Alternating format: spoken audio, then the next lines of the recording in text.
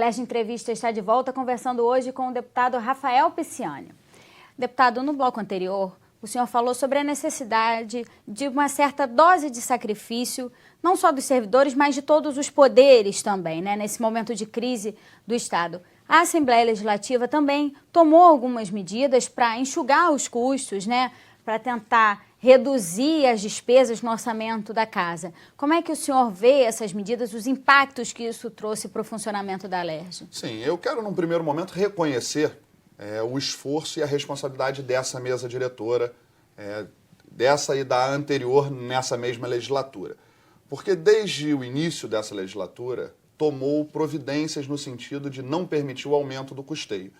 Isso, lá atrás, já tinha trazido algum tipo de desconforto, porque, como eu disse, são medidas, a primeiro momento, impopulares. A correção do número, do valor, primeiro, das alimentações dos servidores da casa, da Alerj, e a equação para o número suficiente de alimentações possíveis. Essa foi uma primeira medida.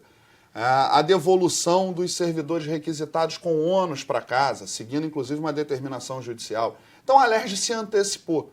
Por isso pôde não ter um buraco no seu orçamento tão grande quanto os demais poderes. Porém, ao se tornar mais aguda essa questão de medidas que reduzem o custo, a Alerj deu uma resposta àquilo, não só às necessidades de economia em termos monetários, mas também morais, eu diria. Porque ela dá um grande exemplo daquilo que a opinião pública, do que a população tem manifestado, repudiar no dia a dia dos políticos. O que é tido, muitas das vezes, como benesse, como facilidade, como algo que o trabalhador comum não possui. Então, por que a carreira política permite isso? E eu sou favorável. Eu acho que o político ele não pode escolher essa carreira buscando privilégios, buscando a possibilidade de ter uma vida que os trabalhadores de outras profissões não possam ter. Isso é preciso ser feito com responsabilidade, como foi feito. Então a casa tomou medidas que no funcionamento não impactaram.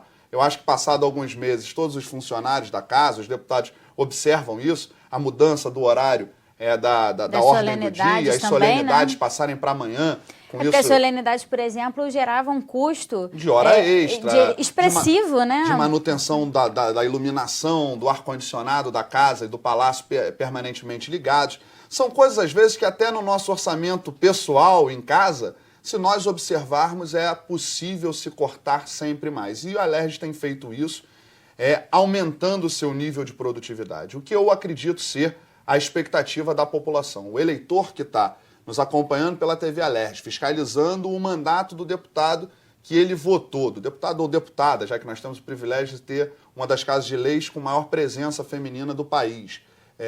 Ele quer exatamente saber se o deputado dele está de acordo com essa medida, mas não quer que isso penalize o desempenho. E não tem penalizado e tem sido de grande importância, além monetária, de mostrar que é possível fazer economia, mas também de mostrar que em pequenas medidas a gente não impacta o funcionamento e dá uma resposta àquilo que a sociedade não aceita mais, que são privilégios, que são benefícios, que não estão de acordo com o que o trabalhador brasileiro vivencia na sua grande maioria. Deputado, o senhor, ao longo da sua carreira política, esteve sempre muito ligado às políticas para a juventude, né? Desde, como o senhor falou, a presidência do PMDB Jovem e também, apesar de ter ocupado recentemente 3 secretarias de Poder Executivo, mas ainda assim esse é um tema forte, né, para o seu mandato. Eu tenho nisso talvez o meu maior combustível, a minha animação em seguir a carreira política, em ter entusiasmo e confiança de que assim a minha geração terá participação nas melhorias do país. Eu escolhi a política muito cedo, ligado a um grupo de jovens do meu partido, PMDB, e evidentemente os meus mandatos sempre tiveram muito atrelados. Eu fui secretário de Habitação do Estado, um tema que talvez não tivesse tanta ligação com a juventude, mas busquei levar as ideias provocadas pela juventude do nosso Estado para dentro da gestão da habitação. E com isso tivemos avanços. Provocamos projetos que foram inovadores, pioneiros, aumentamos, criamos o principal programa de regularização fundiária do país. Depois fui à Prefeitura do Rio servir a pasta do transporte, um tema que está diretamente ligado à juventude, pelas mais diversas questões. O transporte que leva o jovem para a escola diariamente, que permite o jovem buscar o emprego e que permite o jovem também desfrutar do lazer. Então, nós construímos uma relação com essa pauta de juventude ligada ao tema também muito forte. E ao retornar a essa casa, eu fui secretário de governo e, evidente, a Prefeitura do Rio concentra muitos programas, muitas pautas de juventude e também me manteve ligado. Mas eu, ao retornar a essa casa, já não tão jovem quanto no início do meu primeiro mandato, você tem outros parlamentares mais jovens, percebi que parcela considerável da juventude continua se identificando com o exercício do meu mandato, o que aumenta ainda mais a minha responsabilidade. Então eu tive alguns dias atrás, a função em nome de todos os parlamentares, em nome da LERJ, de receber o secretário nacional de juventude, a representação da Secretaria Nacional de Juventude, para anunciar o ID Jovem, que é um programa federal, que é um registro de cada jovem do nosso país, que garante todos aqueles benefícios previstos no Estatuto da Juventude. E eu tive muita alegria em ver isso ocorrer, em poder trazer a divulgação através do parlamento para os jovens do Estado do Rio de Janeiro. São quase 1 milhão de jovens do Rio de Janeiro que têm a possibilidade de acessar o ID Jovem. Isso ainda é muito incipiente, são poucos os jovens que deram entrada, mas é importante. Através do ID Jovem, a gratuidade em eventos de cultura, de lazer, de esporte, a isenção na taxa do Enem para o próximo ano, que eu acho que é um grande estímulo. Porque é um programa que, na verdade, vai fazer muita diferença nessa parcela da população mais desfavorecida também, né? Que precisa desse acesso a esses serviços. E, Natália, se me permite, é uma manifestação pessoal, mas de tomar conhecimento do que é um direito. Muitas das vezes, o jovem, quando utiliza a gratuidade ou a meia entrada, ele faz isso como se estivesse recebendo um favor, e não é um favor. É um direito conquistado por luta de muitas gerações de jovens brasileiros e que agora se efetiva no Estatuto da Juventude. Eu tive a oportunidade de, na legislatura passada, presidir uma CPI que cuidava especificamente da questão da meia entrada. E a CPI, ela teve um relatório conclusivo sobre o quanto é importante essa medida, mas o quanto ela era desrespeitada por todos. Por jovens que não tinham direito, mas com um documento falso obtinham, por produtores de eventos que dobravam o preço para minimizar o efeito dessa meia entrada. E na verdade, produtores que dobravam os preços, talvez muito em função desse uso irregular, né? Isso a CPI ela identificou desde a sua primeira reunião e ao longo, e o deputado Gustavo Tutuca, que eu tenho o privilégio de tê-lo como companheiro também nessa legislatura, foi o relator, fez um relatório conclusivo nesse sentido e nós remetemos à comissão que debatia o Estatuto da Juventude à época.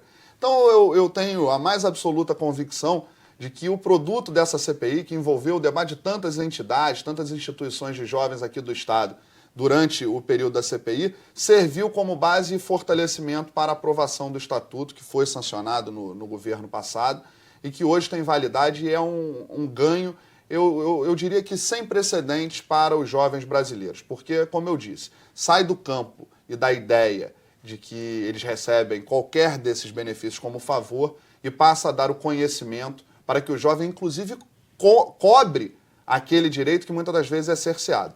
E aí aproveito para divulgar um produto que é muito interessante da casa, que é a Carteirada do Bem. A LERJ, para quem não conhece, tem um aplicativo que se chama Carteirada do Bem, tanto no iPhone quanto nos outros celulares. Você consegue, no Android, você consegue baixar e ele te dá o conhecimento de quais leis você tem o direito para você demonstrar, porque muitas das vezes a lei é violada sem que a pessoa que está violando também conheça plenamente. Eu falo isso, Natália, porque, por exemplo, a gratuidade dos ônibus, muitas das vezes é desrespeitada porque o motorista,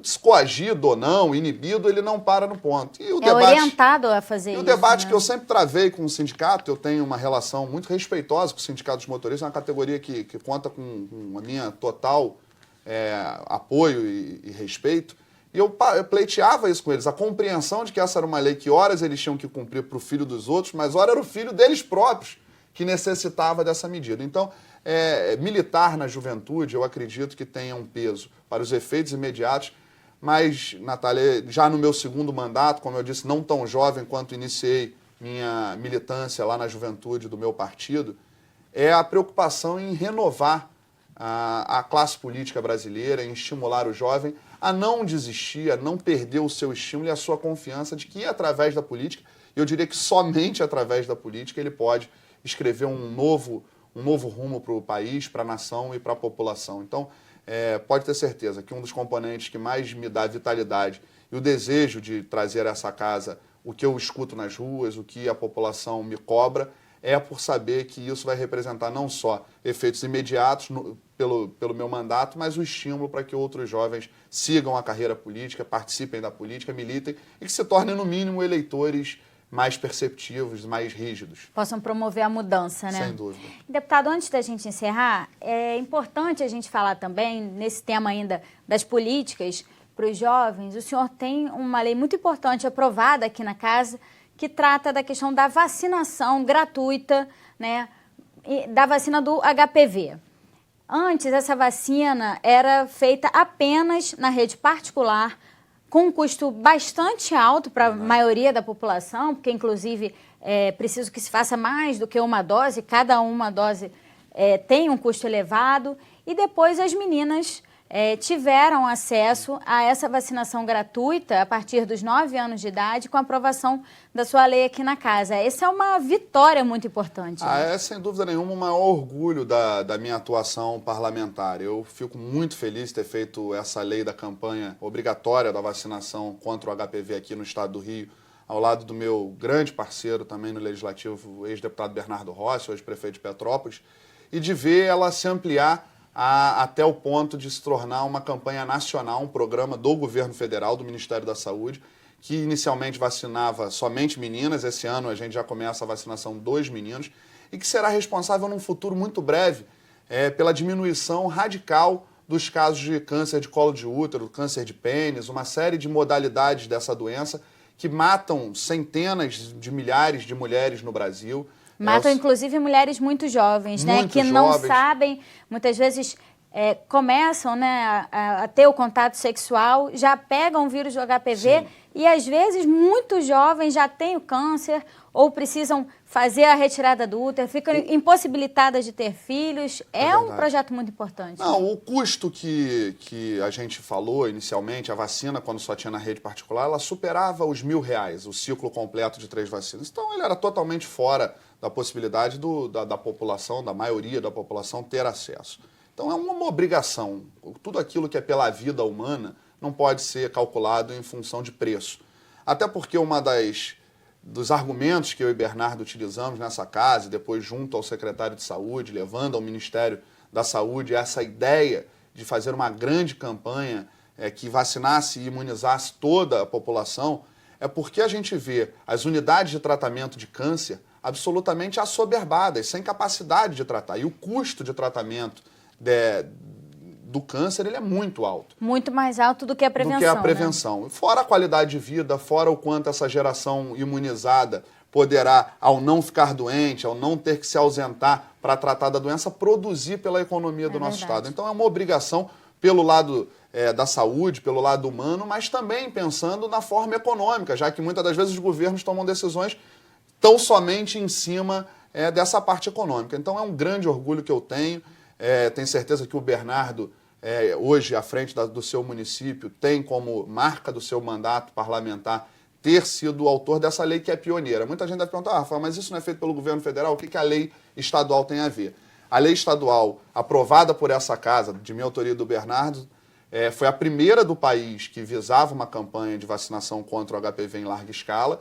Ela foi levada ao Ministério da Saúde como instrumento para negociação de baixar o valor da dose, e o Ministério da Saúde, ao se deparar com esse tema, trouxe isso para o seu plano e criou uma grande campanha nacional. Então é uma conquista, evidente, desse projeto, mas do nosso estado, que mais uma vez mostra a sua importância para todo o país, mostra o quanto o Rio de Janeiro tem posição de vanguarda, o quanto o Rio de Janeiro muitas vezes lidera o país a movimentos de mudança.